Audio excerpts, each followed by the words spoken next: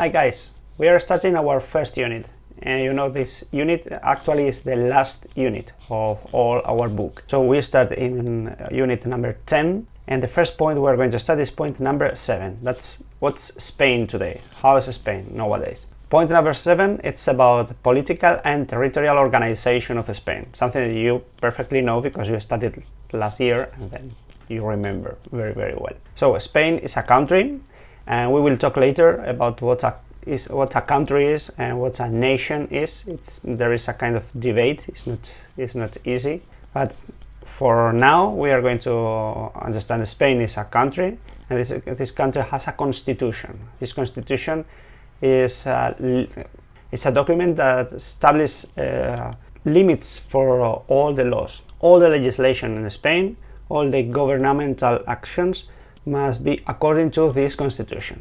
And this constitution is based on several principles.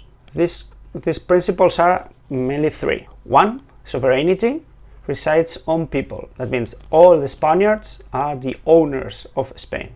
They are the rulers of Spain, all of them, all population. Second, there are fundamental rights. Every Spanish citizen has fundamental rights that nobody can still take from him. And third, the powers must be distributed among different institutions.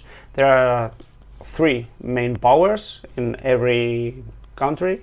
That means one is the executive power, who has the power to control everything. Two is the legislative power, who's the one people or person who makes laws, and everybody must follow these laws. And last one is judicial power, the one who decides if something is fair or it's unfair. In Spain, these powers are distributed among different institutions. Legislative power, creation of laws, in Spain is distributed between two chambers. One is the Congress, Congreso de los Diputados, and another one is a Senate, is Senado. Congreso de los Diputados makes laws, approves the budget. The government proposes a budget, the money they are going to spend, and the Congress must approve that budget, and finally controls the government to limit the government power. The Senate, the second chamber, has similar powers. One is to make amendments for laws created in the Congress. Another one is the ratification of international agreements, and last one is also control the government too. The Senate is more a territorial chamber where the territories of Spain are represented, and Congress is where people, population in Spain is represented. The second power, the executive power, is held by the government. The government is created by the president of the government and his ministers.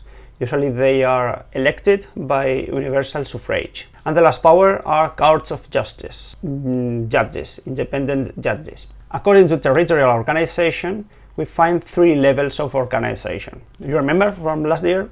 One is the municipality. Remember, the municipality provides services for people and is composed by the town council. Remember, the town council is the mayor and different councillors. A different thing is the province. The province, remember, is a group of different municipalities.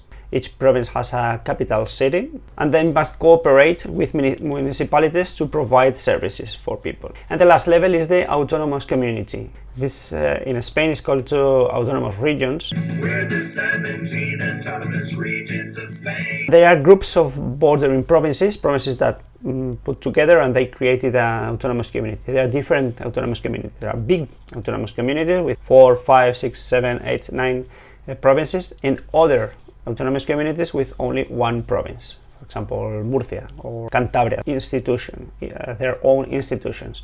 They have a legislative power, a judicial and executive power. There are regional parliaments, there is a president, etc.